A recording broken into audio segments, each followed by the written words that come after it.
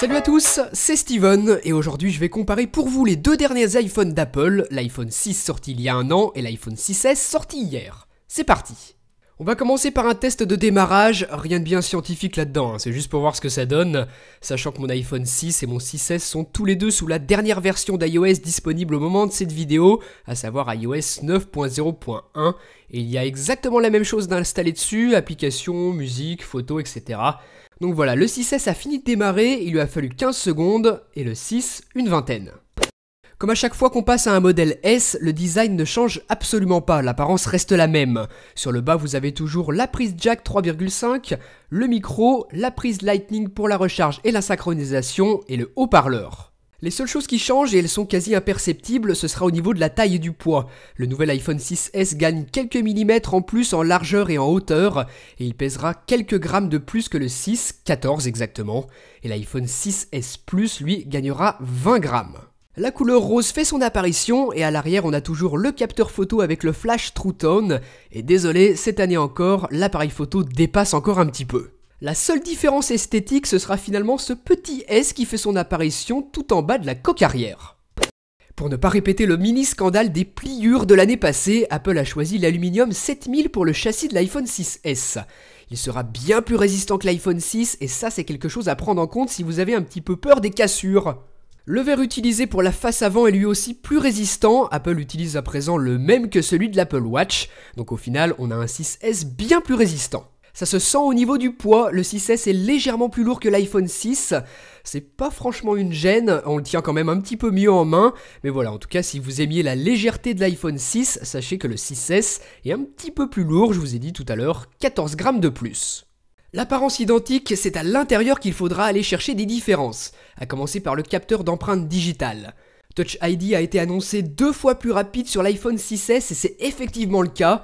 Il suffit de poser une demi-seconde son doigt sur le capteur et ça le déverrouille instantanément. On en oublie presque que l'on a un code de sécurité et c'est un vrai gain de temps. C'est plutôt impressionnant qu'il ait été amélioré à ce point. Et lorsque je repasse sur mon iPhone 6, j'ai l'impression que c'est tout lent, alors que sur le 6S, vous voyez, c'est vraiment instantané. C'est super pratique. 8 mégapixels pour la caméra arrière de l'iPhone 6, 12 mégapixels pour le 6S. Ça n'avait pas évolué depuis l'iPhone 4S et cette avancée permet à Apple de proposer la capture vidéo en 4K sur iPhone 6S. L'iPhone 6, lui, est limité à du Full HD 1080p. Donc si vous avez une télé 4K, ça peut vraiment être sympa, sinon lorsque les deux filment en 1080, la différence n'est pas si énorme que ça. La qualité photo avec l'iPhone 6S est meilleure, mais c'est pas si flagrant que ça non plus. En basse luminosité, c'est vraiment pas exceptionnel et je m'attendais à mieux.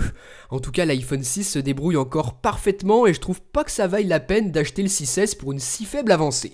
Là où on note une grosse amélioration en revanche, c'est au niveau de la caméra frontale. On passe de 1,2 mégapixels pour l'iPhone 6 à 5 mégapixels sur le 6S et ça fait une énorme différence. Que ce soit pour les conversations vidéo sur Skype ou alors les selfies, c'est une belle amélioration, surtout qu'Apple propose maintenant une fonction de flash avant en illuminant l'écran de l'iPhone 6S. C'est très pratique et je vous donne 2 exemples.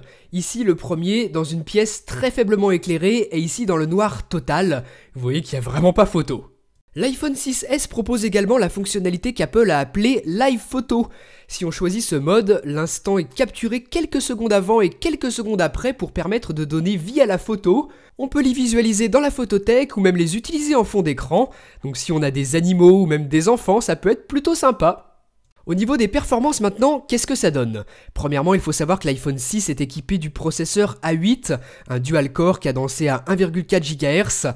Le 6S, lui, a la puce A9, un dual-core également cadencé à 1,80. Et voilà ce que donne le résultat du test de performance. On a un iPhone 6S presque 2 fois plus puissant que le 6.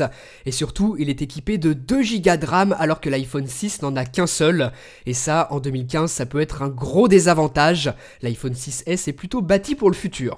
Cette rapidité supérieure de l'iPhone 6S, vous la constaterez lors des jeux, lors de la navigation sur votre appareil, un petit peu partout et même à l'ouverture des applications, même si c'est jamais vraiment très significatif. Vous voyez que l'iPhone 6S est légèrement devant l'iPhone 6 à chaque fois d'une demi-seconde ou d'une seconde à peu près. Bon, là pas vraiment avec Instagram, ça tombe mal, mais sinon vous le voyez pour l'ensemble des applications ce sera le cas. On va faire un dernier test avec l'App Store, hop.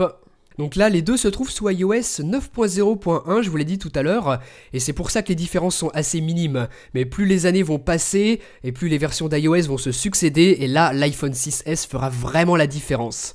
Donc si vous avez l'intention d'utiliser ce smartphone dans plusieurs années, les 2 Go de RAM de l'iPhone 6S deviendront un gros avantage que l'on peut déjà aujourd'hui remarquer. On va quand même faire le test avec un jeu, je vais lancer Plants vs Zombies. Et voilà, on a déjà un petit aperçu, vous voyez qu'il charge beaucoup plus rapidement sur le 6S. Voilà, c'est presque terminé, alors que sur le 6, ça galère un petit peu derrière, même si ça reste un temps de chargement tout à fait correct, hein. Je dis pas que c'est mauvais, c'est simplement plus rapide sur le 6S. Autre exemple où la puissance et la supériorité en mémoire vive de l'iPhone 6S fait la différence par rapport à l'iPhone 6, c'est lorsque vous utilisez plein d'onglets ouverts en simultané dans votre application Safari. Lorsque vous en ouvrez un sur le 6, ça charge, vous voyez qu'il n'est pas capable de tout garder en mémoire lorsque vous en avez plein d'ouverts en même temps, alors qu'avec les 2 Go de RAM de l'iPhone 6S, l'OS est tout à fait capable de supporter ça et le chargement est instantané, il n'y a pas besoin de rafraîchir la page comme c'est le cas sur l'iPhone 6, regardez. Il y a un petit temps d'attente. Passons maintenant à 3D Touch, cette nouvelle fonctionnalité introduite avec les 2 nouveaux iPhone 6S. Bien évidemment, ce n'est pas disponible sur iPhone 6. Si vous avez vu mon test complet que je vous ai fait sur 3D Touch, vous avez pu voir que c'est vraiment super pratique. C'est une fonctionnalité que je trouve géniale, même si elle n'est pas du tout indispensable, mais une fois qu'on y a goûté, c'est super. Sur le 6S, Siri est capable de reconnaître notre voix pour qu'on puisse l'activer sans qu'il soit branché. Dis Siri, joue souris encore. Donc voilà, Siri va me lancer ma musique, et cette fonction elle est super pratique si vous voulez activer Siri dans la voiture par exemple pour demander un itinéraire, lancer une chanson, faire plein de choses au quotidien. Un autre exemple. Dis Siri, envoie un message à Hugo. Voilà, Siri a reconnu ma voix et je vais pouvoir dicter. Microsoft, c'est nul. Donc voilà pour ce comparatif entre l'iPhone 6 et l'iPhone 6S, les 2 derniers smartphones d'Apple sortis tous les deux avec 1 an d'écart. Je vous ai montré un petit peu tout ce qui changeait entre l'un et l'autre, à savoir que physiquement il n'y a absolument aucune différence d'aspect extérieur. Si vous voyez un iPhone 6 ou un iPhone 6S, vous ne saurez pas me dire si c'est l'un ou l'autre. La seule chose qui change sur la construction de ce smartphone, c'est finalement l'aluminium utilisé pour l'iPhone 6S, qui est bien plus résistant que celui utilisé sur le 6. Donc si vous êtes un petit peu maladroit, ça peut être intéressant de penser au 6S qui sera bien plus résistant au choc. L'écran aussi sera plus résistant, Apple s'est basé sur ce qu'ils ont utilisé sur l'Apple Watch. Mais sinon c'est tout, cet iPhone 6S c'est un copier-coller de l'iPhone 6 au niveau du design. Si vous espériez un changement à ce niveau-là, il faudra attendre l'iPhone 7 l'année prochaine. Donc est-ce que ça vaut le coup de passer du 6 au 6S ?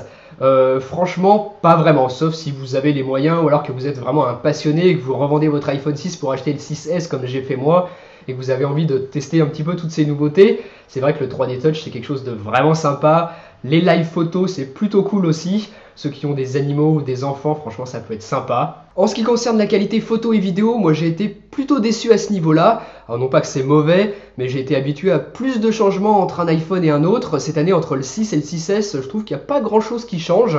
Vous l'avez vu sur les échantillons de photos que je vous ai donnés juste avant, la différence n'est pas énorme, mis à part la possibilité de filmer en 4K. Mais bon, à moins que vous ayez une télé 4K ou alors que vous ayez envie de shooter en 4K pour redimensionner ça en 1080 ensuite, ça n'a pas grand intérêt je trouve, donc ce ne sera pas un argument de vente pour passer du 6 au 6S à mon avis. Pour moi il y a 3 points qui vous feraient passer de l'un à l'autre. Premièrement la couleur gold, franchement elle est magnifique, ça peut être sympa si vous êtes une fille ou alors même un mec, hein. J'ai eu pas mal de remarques de mecs qui me disaient mais moi j'aime bien le rose aussi. Donc voilà, il n'y a pas de raison, le 6S en rose franchement il est superbe. Apple a vraiment bien réussi cette couleur. Ensuite la puissance du processeur et les 2 Go de RAM enfin en 2015, merci Apple. Sur l'iPhone 6S pour moi c'est un gros plus, que ce soit maintenant dans l'utilisation au quotidien ou dans les jeux, la fluidité est vraiment impressionnante et surtout dans le futur avec les prochaines mises à jour d'iOS qui vont arriver. Si vous avez l'intention d'acheter ce nouvel iPhone et de le garder plusieurs années, franchement les 2 Go de RAM ce sera pas de trop et là ça peut être vraiment intéressant de passer sur le 6S. Objectivement il n'y a aucune nécessité de passer du 6 au 6S sauf si vous avez les moyens et que ça vous fait plaisir. Mais sinon voilà, attendez une année de plus, c'est toujours bien de sauter une génération, d'attendre les nouveautés de celle qui va venir après pour éviter de trop dépenser, de vraiment avoir une réelle avancée au niveau des performances, du design, de plein de choses finalement. Donc voilà, si vous avez le 6, attendez un peu, c'est mon conseil. Et si vous avez un 5S ou même une génération antérieure d'iPhone, là franchement, sautez dessus, ça vaut le coup. Ce 6S, c'est une vraie réussite. Donc voilà. Vous dans les commentaires, eh bien, dites-moi ce que vous en avez pensé. Dites-moi si vous pensez que ça en vaut la peine ou pas, ce que vous avez aimé ou non sur ce nouvel iPhone aussi. Et on se retrouve très bientôt pour le test complet où je vous en dirai encore plus là-dessus. Allez, salut!